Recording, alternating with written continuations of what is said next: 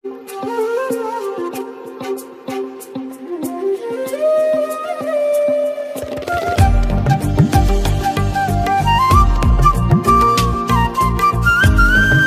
ஜனங்களை கர்த்தர் வனாந்தரத்திலே கானானுக்கு நேராய் நடத்தினார். எப்படியெல்லாம் நடத்தினார்? ஒரு சில காரியங்களை கர்த்தர் வழிநடத்தின விதத்தை பார்க்க போகிறோம். நம்மையும் கர்த்தர் அப்படியே நடத்த விரும்புகிறார். அல்லேலூயா. முதல்ல எப்படி நடத்தினார்? யாத்திராகமம் 14ஆம் அதிகாரம் முதல் 3 வசனங்கள். கர்த்தர் மோசேயை நோக்கி, நீங்கள் திரும்பி மிக்தோலுக்கும் சமுத்திரத்துக்கும் நடுவே பாகால் சேபோனுக்கு முன்பாக இருக்கிற ஈரோன் பள்ளத்தாக்கின் முன்னடியிலே பாளையம் இறங்க வேண்டும் என்று இஸ்ரவேல் புத்திரருக்கு சொல்லு. அதற்கு எதிராக சமுத்திர கரையிலே பாளையம் இறங்குவீர்களாக. அப்பொழுது பார்வோன் இஸ்ரவேல் புத்திரரை குறித்து அவர்கள் தேசத்திலே திகைத்து திரிகிறார்கள், வனாந்திரம் அவர்களை அடைத்து போட்டது என்று சொல்லுவான்.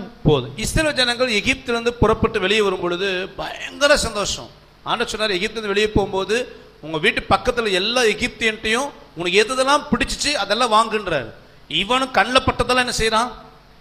கிடைச்சது சான்ஸ்ன்னு அது வரைக்கும் அவன் வீட்டுக்குள்ள வேலை செய்யும் போது என்னென்னலாம் பார்த்து வச்சானோ எல்லாத்தையும் வாங்கி மூட்டை கட்டி சந்தோஷமா ஆட்டம் பாட்டத்தோட எகிப்து விட்டு வெளியே வராங்க. அப்பா முடிஞ்சதுடா தொல்லை, இனிமேல் நம்ம வாழ்க்கை எப்படிதான் சொர்க்க பூமியா இருக்க போகுது அப்படின்னு சந்தோஷப்பட்டு டிராவல் பண்றான். டிராவல் பண்ணி வந்து நேரம் எங்க வந்து நிக்கிறானுங்க? பெர்னா பீச் கரையில வந்து நின்ன மாதிரி நேரம் செங்கடல் கரையில வந்து நிக்கிறான். திருமணஸ் பக்கமெல்லாம் என்னதான் இருக்குது? தண்ணி.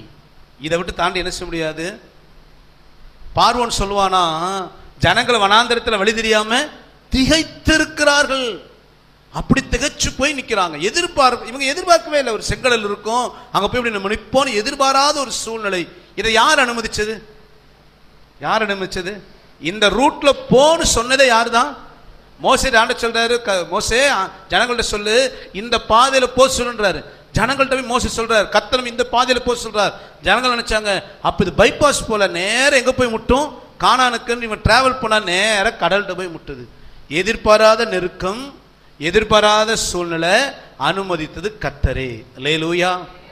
இந்த ஜனங்கள் தேவனால் தெரிந்து கொள்ளப்பட்டவர்கள் தான். பஸ்கா ஆட்டுக்குட்டியின் ரத்தத்தினால் மீட்கப்பட்டவர்கள் தான். கானானுக்கு போகும்படியான பாக்கியத்தை வாக்குத்தத்தமாய் பெற்ற ஜனம்தான். தேவனால் தெரிந்து கொள்ளப்பட்டவர்களாக இருந்தாலும் ஏன் தேவன் இவர்களுக்கு இந்த கடினமான சூழ்நிலையை அனுமதித்தார்?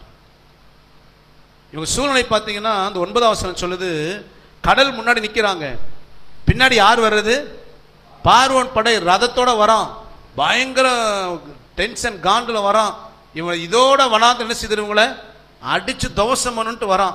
முன்னாடி கடல், முன்னாடி போனாலும் முட்டும், பின்னாடி போனா உதைக்கும். இப்பதான் ஜனங்கள் திகைச்சுன்னு சொல்றாங்க, இந்த கர்த்தரை நம்பி வந்து இந்த மோசையை நம்பி வந்து கலங்கினார்களா? நீங்க வர வாசித்தீங்கன்னா மோசை முறுமுறுக்க ஆரம்பிச்சிருவான்.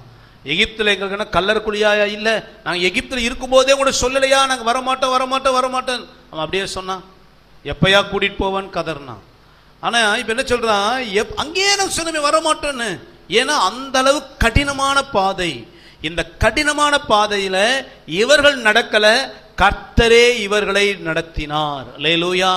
சில நேரங்களில் தேவனால தெரிந்து கொள்ளப்பட்ட நாம், அவர் கையிலிருந்து அநேக ஆசீர்வாதங்களை பெற்ற நாம், அநேக அடிமைத்தனத்திலிருந்து விடுதலை பெற்ற நாம், சில நேரங்களிலே நம்முடைய வாழ்க்கையில வாக்குத்தத்தம் நிறைவேறுவதை கண்டு சந்தோஷப்பட்டு கர்த்தருக்கென்று சாட்சி சொல்லின நம்முடைய வாழ்க்கையில சில நேரங்களில் கர்த்தரே கடினமான பாதைகளை, கடினமான சூழ்நிலைகளை தேவன் அனுமதிக்கிறார். அல்லேலூயா. அது தோல்வியா இருக்கலாம், நஷ்டமா இருக்கலாம், வியாதியா இருக்கலாம், நிந்த அவமானமா இருக்கலாம், மனிதர்கள் வருகிற தீமைகளா இருக்கலாம், துரோகங்களா இருக்கலாம், சொல்ல முடியாத சில பிரச்சனைகளா இருக்கலாம்.